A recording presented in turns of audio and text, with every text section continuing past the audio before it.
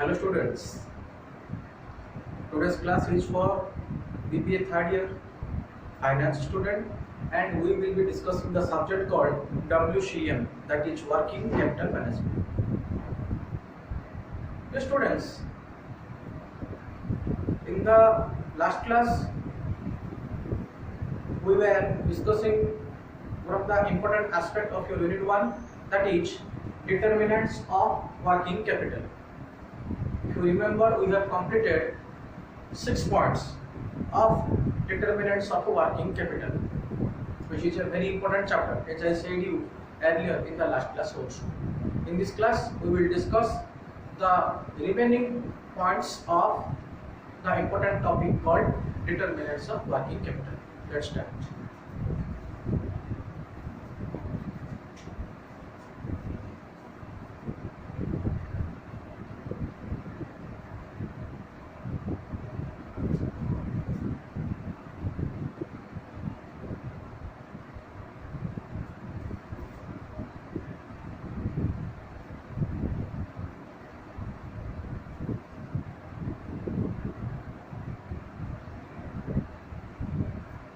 The operating efficiency of the firm.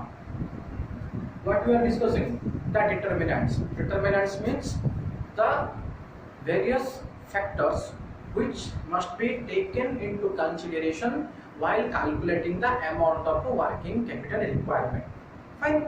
So, operating efficiency of the firm. See, the operating efficiency of the firm always plays a very major role so far as calculating the working capital requirements of a business. So far as calculating the working capital requirements of a business. Operating efficiency. Operating efficiency means in what way the business is going to complete its various operations. As you know, a business organization is having various operations or different kinds of operations within the organization. So each particular operations or department's efficiency plays a very vital role so far as the determinants of working capital is concerned. So being the owner of the business, we must be very careful about calculating the operating efficiency of the organization. So for this purpose, we have to calculate the operating profits.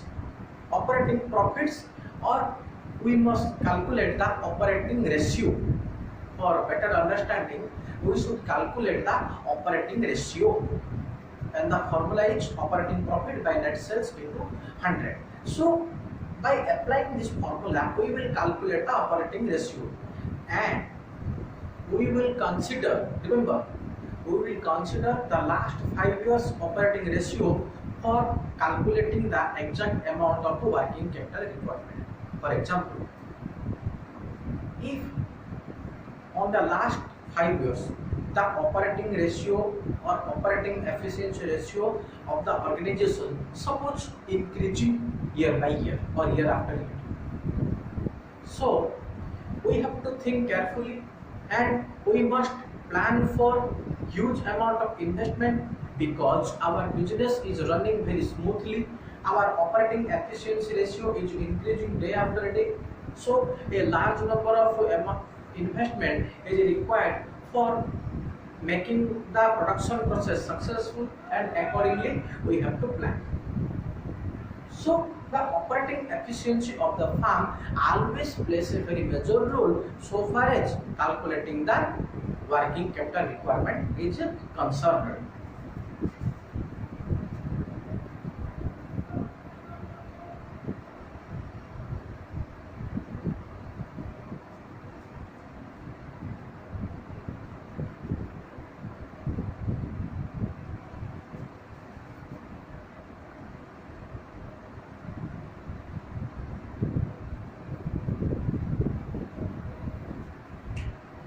Coordinating the activities of the firm.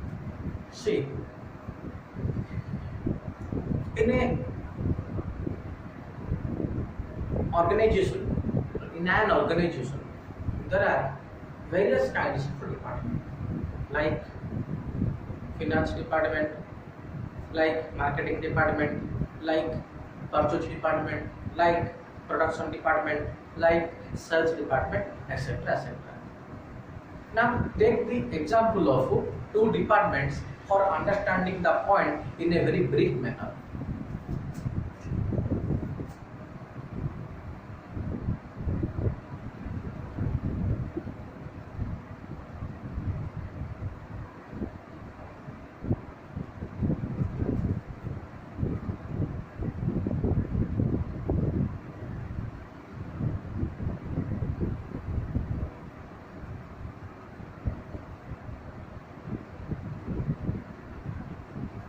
Suppose there are two different departments.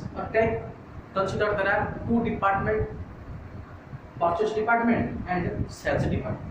Now, if the business is not able to make a proper coordination among the purchase department and the sales department, then the working capital requirement of the business may differ. How? The purchase department's work is to purchase the raw materials in time, provide it to the production department, and the production department will complete the raw materials into finished stock, and after the raw materials are being converted into finished stock, the sales department is ready to sell the finished goods in the general market.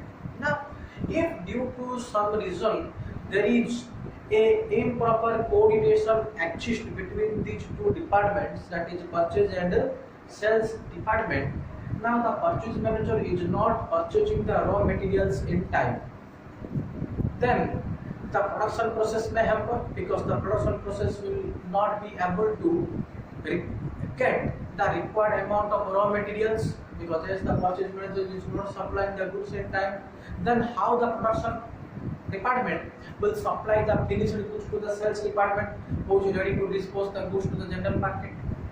Now in this case also, if you consider the example, due to the quarrel between or due to the improper coordination between these two departments, if the purchase manager is not purchasing the materials in time, then it may affect the working capital requirement of the business also, because as the purchase manager is reducing the purchase amount or reducing the amount of purchase of raw materials, then the organization will think that this is our working capital requirement. For example, suppose the purchase manager need to purchase 1 lakh rupees raw materials every day. Now due to some reason, if the purchase manager reduces this rupees 1 lakh to 70,000, then no doubt the working capital requirement will be of 70,000 so far as purchase department is concerned. But do you think each it will be the exact amount of working capital requirement? No, because as I said, we are requiring 1 lakh units or 1 lakh rupees worth rupees 1 lakh for procurement of raw materials. So due to the improper coordination among these two departments, the working capital requirement of the business is not being calculated in a proper manner. So being a business unit, we must be very careful regarding purchase of raw materials in time, or we must be, if we totally consider this example, being a business unit, we must be always make sure that there exists a proper coordination among all the activities of the business, so that at every point of time the exact amount of the working capital requirement will be easily be calculated. So proper coordinating the activities of the firm also plays a major role. Next point.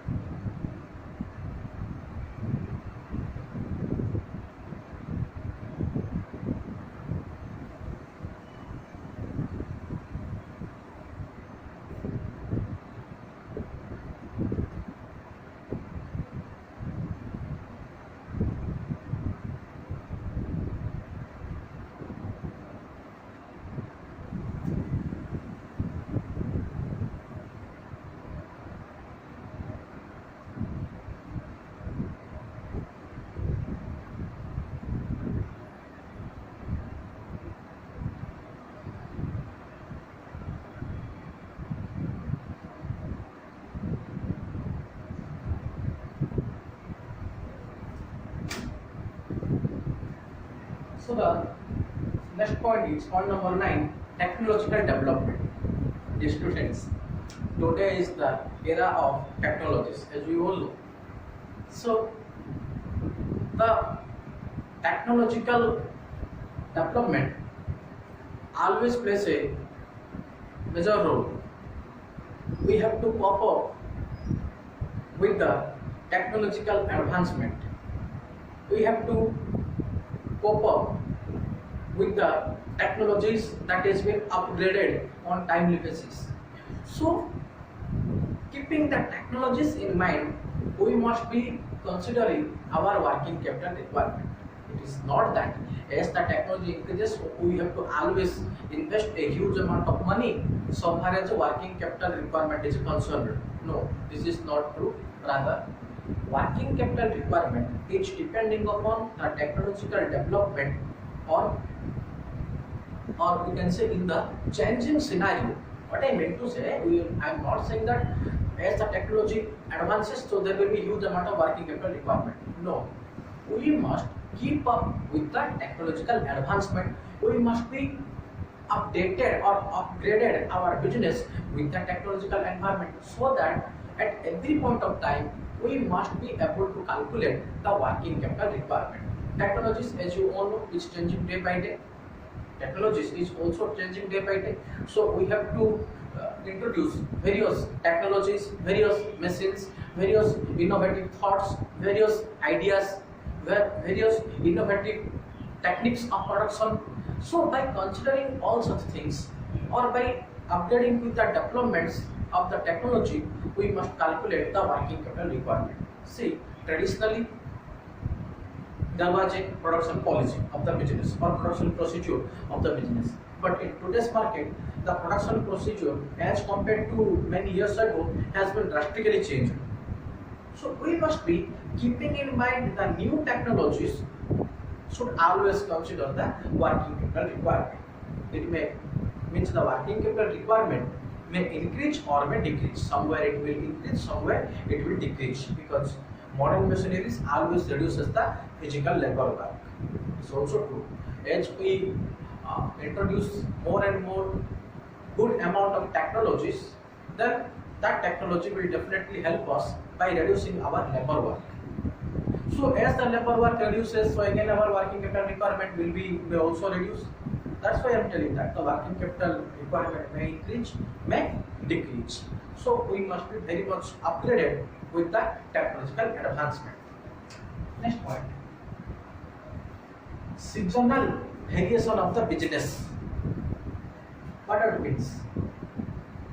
See,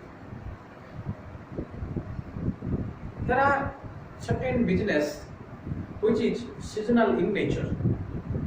This point is applicable to some of the few organizations only. It is not that all organizations will be applicable. Rather, this point, that is point number 10, will be applicable to certain kind of organization. I will tell you that. So the seasonal variation of the business, which I said, there are certain organizations who are producing the seasonal goods. Take the example of umbrella producing company.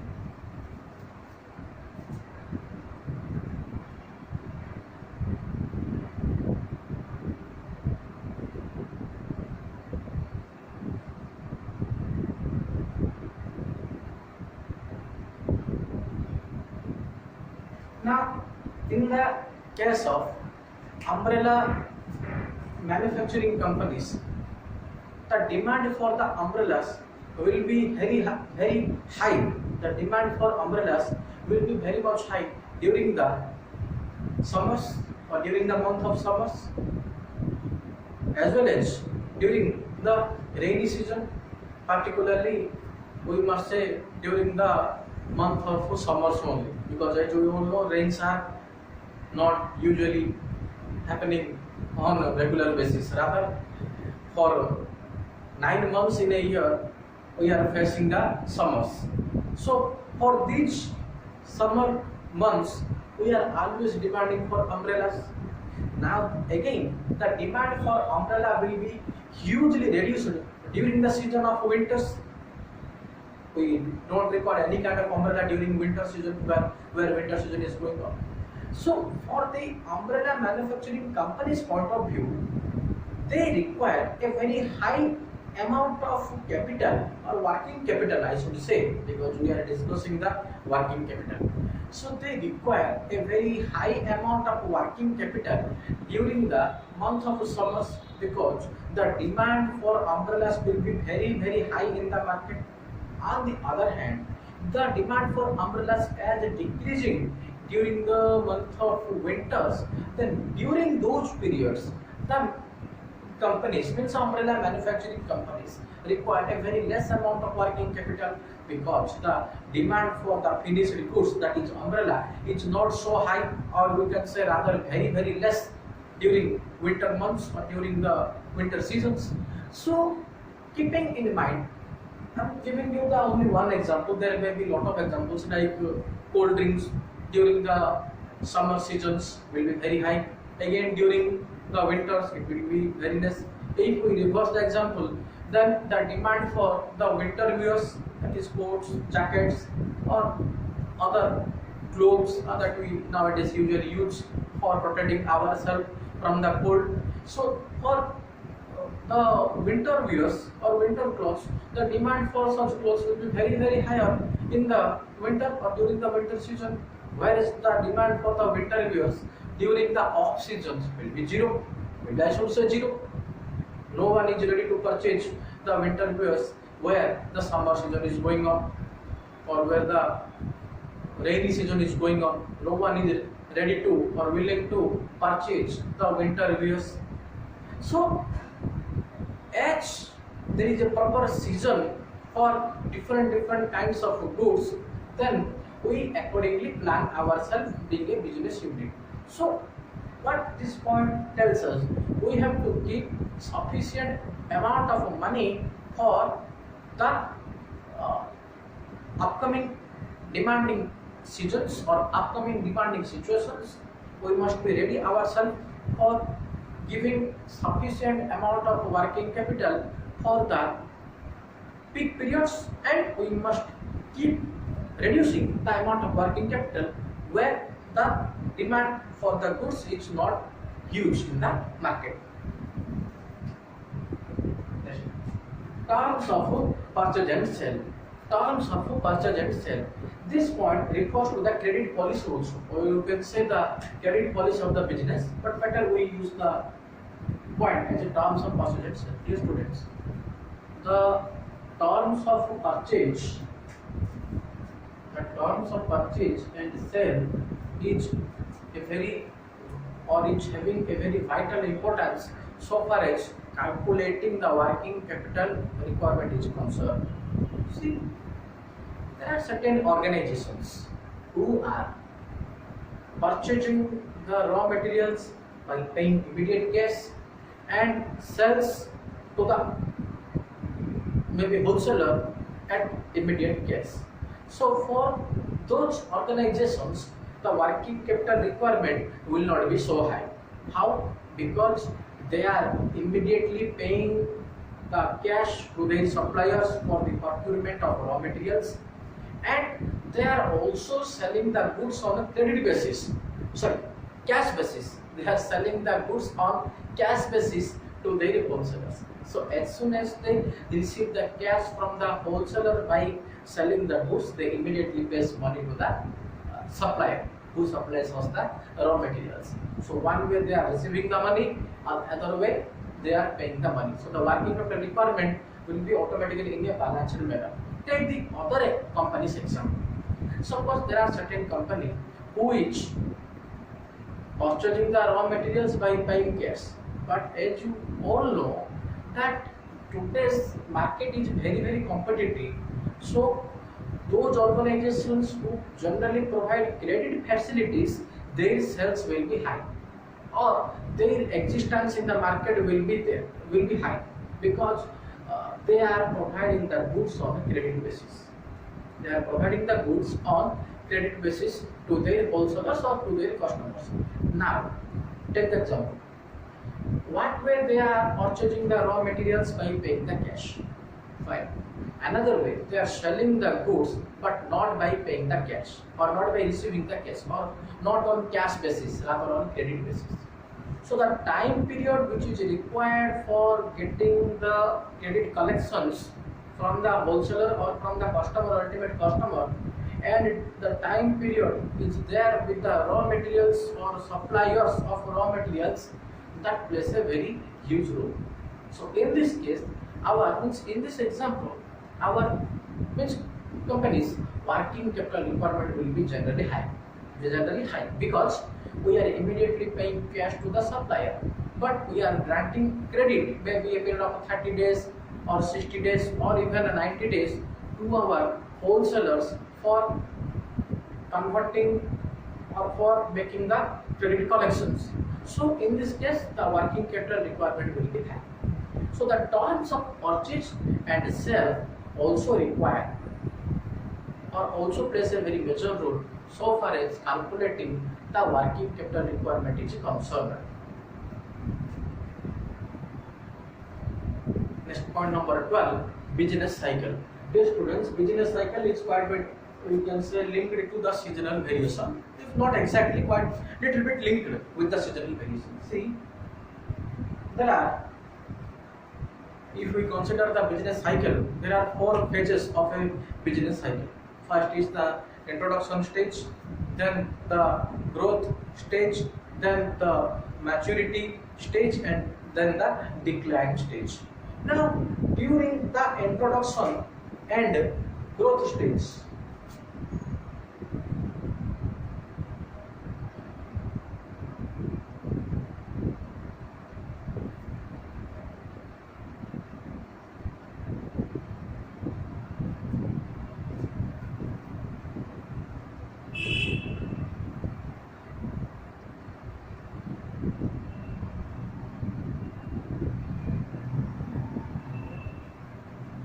during the introduction and growth stage, the working capital requirement will be very much higher. The working capital requirement will be very much higher during the case of introduction and growth stage, or we can say stage 1 and stage 2, because at first the business starts, so that is called the introduction stage. Then slowly and slowly it starts to capture the market, or it enjoys the, we can say, boom stage, boom period or boom stage, where the demand for the goods and services will be very high in the general market. We call it as growth stage or boom stage. So during or peak stage also. So during the peak period, during the good season, during the growth stage, there will be a very high amount of WCR, working capital requirement, because we may supply any amount or any units of finished goods to the general market, that will definitely going to sold out, because there is a huge demand exists for our goods and services in the general market. Now take the example of stage 3 and stage 4, that is maturity and decline stage.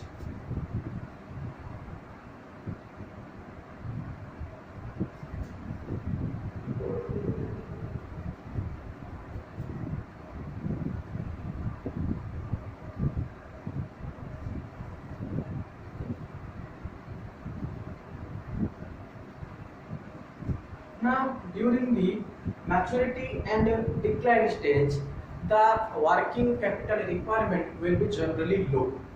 The working capital requirement will be generally low during the stage of maturity and decline, because there is, we can say, saturation point also. Maturity means the saturation point, or we can say the off season. Now, during the boom stage, the demand for goods will be very high, so we require a very high amount of working capital. But during the stages of maturity and decline, the working capital requirement will be very low, because the goods are not being so demanded, or we can say it is the OFF, off seasons are going on. So when the off seasons are going on, we generally don't require a very huge amount of working capital, because our goods and services are not being heavily demanded in the market. So even if a little bit of working capital can able to run the business in a smooth manner, but during the boom stages, that is introduction and growth stage, the working capital requirement will be very very high. So this is the business cycle. Next, market condition. Market condition, see, there are certain times or there are certain periods where the market support our business. It means we may say the business faces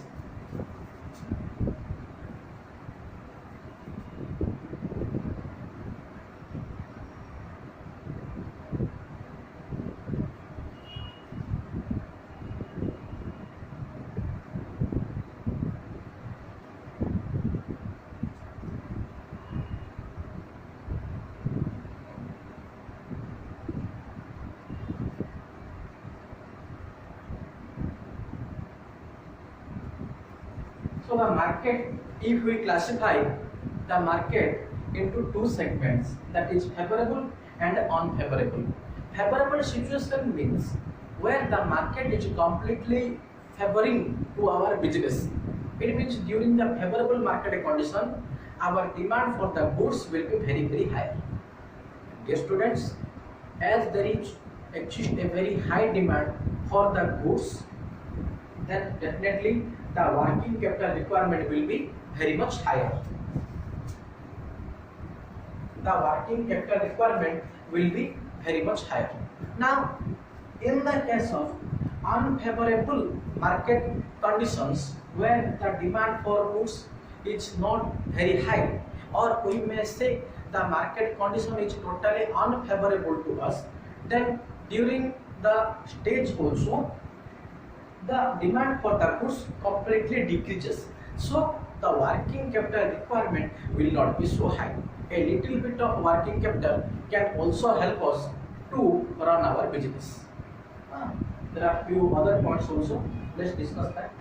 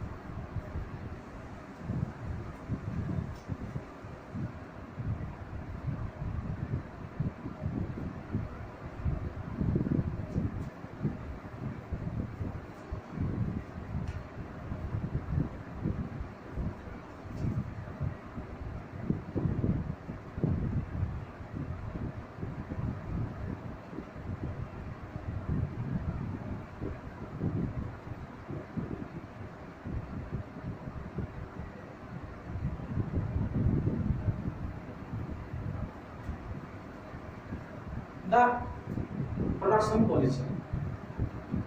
The production policy of the business also plays a very very major role so far as calculating the working capital requirement is concerned. Dear students, if the production policy is in a continuous manner, then there will be continuous flow of operations in the business. So we must say a huge amount of working capital is required as the production policy is very very continuous in nature. We may require a very huge amount of working capital because the production policy is very very continuous in nature. On the other hand, if the production policy is not in a continuous manner, rather it is being seasonal, then also we require a very less amount of working capital. Then the taxation policy, see, somewhere we are required to pay income tax or the tax at once. So in that case, the working capital requirement will be very very higher because at one time investment we have to make sure that we are paying all the tax duties or we are clearing all the tax duties in time. On the other hand, where we are paying the taxes on quarterly basis or on half-yearly basis, then the working capital requirement, so far as the taxation policy is concerned, will be generally very low. So the production policy and the taxation policy of the business also plays a role so far as determining the working capital requirement of a business is concerned. So with this we have completed the 15 important points of determinants of working capital. With this we have completed all the points of the topic called determinants of working capital. Thank you.